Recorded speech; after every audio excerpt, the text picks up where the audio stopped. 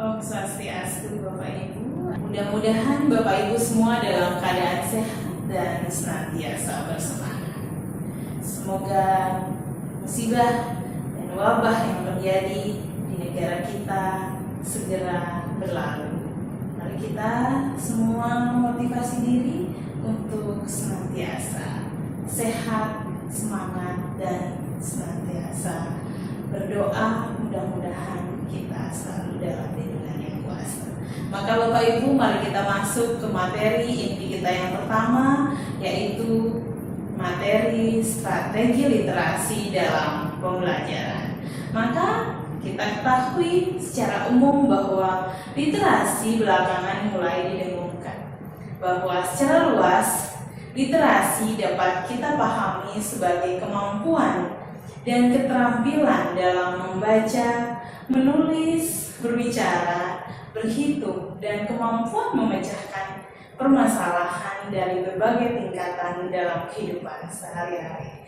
Namun dalam hal ini, dalam materi kita akan jauh lebih membahas bagaimana kita akan mengimplementasikan literasi sekolah, literasi yang lebih jauh, lebih dalam lagi, yang ada keterkaitannya dengan materi kita, yaitu literasi pembelajaran. Bagaimana kita akan memasukkan proses literasi khususnya ke dalam materi yang akan kita sampaikan kepada anak didik kita, khususnya dalam pelajaran kali ini, yaitu materi pendidikan agama Hindu, yang kita ketahui bersama bahwa pendidikan agama Hindu dan budi pekerti mempunyai 5 aspek, yaitu materi, weda, tatwa, susila, upakara atau upacara, dan sejarah perkembangan agama Hindu. Inilah nanti akan kita kemas dalam literasi pembelajaran. Bapak Ibu, kompetensi yang diharapkan dalam diklat kita kali ini khususnya tentang materi literasi, yaitu yang pertama adalah Bapak Ibu nantinya diharapkan mampu menjelaskan konsep literasi. Yang kedua, kita akan memahami tentang jenis-jenis literasi, dan nantinya kami sangat berharap Bapak Ibu dapat menyusun kegiatan pembelajaran berdasarkan konsep literasi yang telah Bapak Ibu pahami. Ketika kita bicara tentang literasi, maka kita akan sangat mengenal tentang keberaksaraan. Maka keberaksaraan sangat terkait dengan melek keterpahaman. Maka orang yang hanya mampu secara keberaksaraan belum tentu dapat memahami makna yang tersirat dalam sebuah konteks.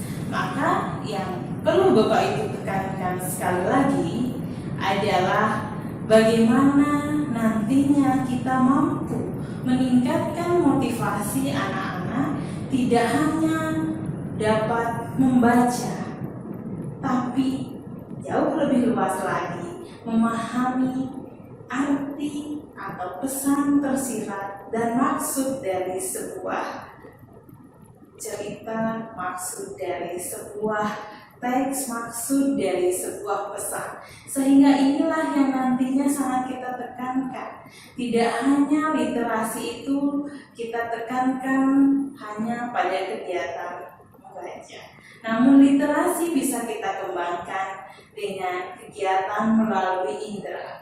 Bisa melalui proses melihat, bisa melalui proses mendengarkan, bahkan nantinya literasi bisa kita tekankan melalui kegiatan visual maupun audio visual. Bapak Ibu, keragaman literasi sangat penting untuk tercapainya proses pembelajaran yang maksimal. Maka Bapak Ibu harus mengenal gaya belajar siswa kita. Apakah gaya belajar siswa kita kinestetik, ataukah dia cenderung visual, ataukah cenderung audio, ataukah cenderung audio visual. Maka yang pertama adalah ketertarikan terhadap media yang akan kita berikan suatu keterpahaman ini akan sangat penting. Maka Bapak Ibu harus memilah-milah media atau teks seperti apa yang akan Bapak Ibu tampilkan ketika Bapak Ibu mengantarkan materi sesuai dengan kompetensi dasar yang Bapak Ibu tawarkan. Bapak Ibu, sekarang kita berada pada abad ke-21.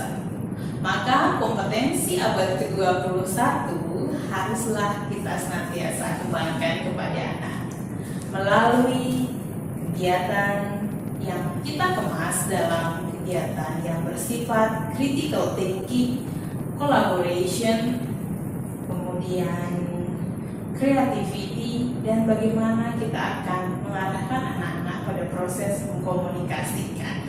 Maka untuk mencapai 4C yang kita harapkan itu, maka kita haruslah senantiasa menerapkan tidak hanya literasi dasar, tapi lebih kompleks lagi bagaimana kita akan memperkenalkan dalam proses pembelajaran yang kita bawakan, baik di dalam kelas, baik yang bersifat klasikal maupun outdoor activity, terhadap nantinya realisasi atau implementasi dari multiliterasi. Maka sekali lagi, multiliterasi inilah yang nantinya akan kita kemas dalam pembelajaran. Tidak hanya literasi dasar yang hanya bersifat membaca, menulis, ataukah berhitung. Dan nantinya yang paling penting adalah bagaimana multiliterasi ini nantinya bisa kita terapkan dalam pembelajaran. Mulai dari literasi budaya, literasi visual, literasi kesehatan, literasi informasi, literasi media, dan bahkan yang sangat penting adalah literasi ketika kita berada di masyarakat. Maka banyak hal nantinya yang bisa kita lakukan Bapak Ibu yang tidak hanya monoton pada salah satu jenis literasi, yaitu literasi dasar. Maka Bapak Ibu lebih banyak lagi Bapak Ibu membaca, tidak hanya siswa yang harus mengembangkan kegiatan literasi, maka Bapak Ibu selaku guru yang profesional juga kegiatan literasinya harus terus dikembangkan. Yang salah satunya Bapak Ibu bisa terapkan adalah multiliterasi. Kegiatan literasi sekolah Bapak Ibu bisa kembangkan dengan satu keterpaduan dengan pihak keluarga sekolah tentunya. Yang pertama yang harus ditekankan adalah bagaimana menciptakan suasana yang ramah lingkungan, terutama yang ramah anak. Maka tentu saja akan berhubungan dengan sarana dan prasarana. Inilah yang akan kita tingkatkan Bapak Ibu semua.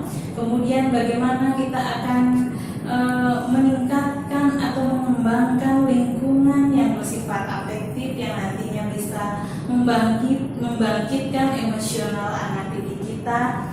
Terutama kita akan kaitkan dengan pendidikan karakter dan konsep budi luhur, karena ini akan menjadi dasar kita untuk perkembangan anak didik kita ketika dia akan beranjak dewasa. Inilah nantinya sebagai dasar emosional pembelajaran diri yang nantinya yang pertama sekali setelah dia dapatkan dari lingkungan keluarga bisa kita kembangkan di lingkungan sekolah. Tentunya ini akan sangat tergantung pula ketika pihak sekolah mampu membentuk tim literasi. Sudahkah sekolah Bapak Ibu ada tim khusus untuk mengembangkan kegiatan literasi sekolah? Karena ini adalah sangat penting untuk terciptanya anak didik bangsa yang cerdas berkualitas. 3. Tahapan pelaksanaan literasi sekolah. Tahap pertama dimulai dari pembiasaan.